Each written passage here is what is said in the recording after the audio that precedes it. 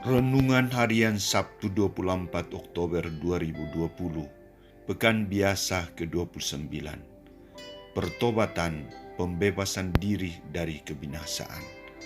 Bacaan pertama diambil dari surat Paulus kepada jemaat di Efesus, bab 4 ayat 7-16, dan bacaan Injil dari Injil Lukas, bab 13 ayat 1-9.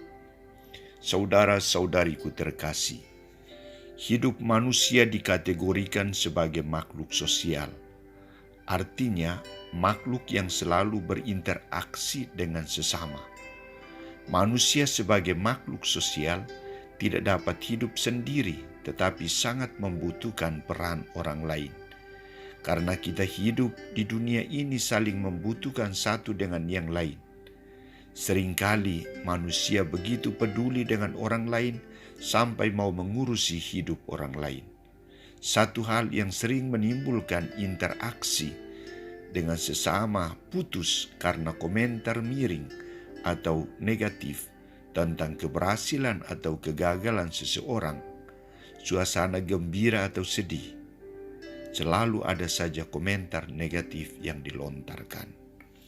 Saudara-saudariku terkasih, Santo Lukas juga menggambarkan suasana serupa yang dialami oleh Yesus dalam karya pewartaannya. Ada sekelompok orang datang berjumpa dengan dia dan menceritakan tentang nasib orang-orang Galilea yang darahnya dicampurkan Pilatus dengan darah korban yang mereka persembahkan.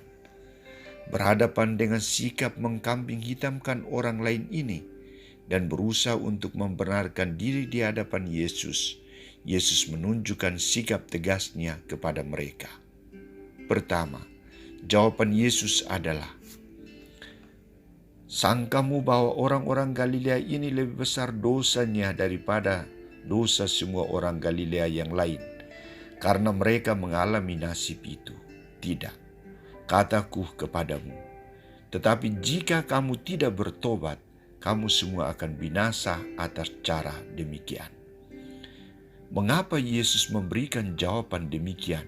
Dalam konteks ini, Yesus tidak berpihak kepada siapa-siapa dan atau mau membenarkan pendapat orang-orang itu dan mempersalahkan orang-orang yang dikorbankan oleh Pilatus. Yesus tidak mengatakan bahwa orang-orang yang dibunuh Pilatus itu karena hukuman Tuhan atas dosa-dosa mereka yang luar biasa hebatnya. Namun yang mau ditegaskan oleh Yesus kepada mereka adalah bukan mempersalahkan orang lain, bukan mengkambing hitamkan orang lain, tetapi bertobat sehingga tidak mengalami nasib yang sama atau hukuman yang sama.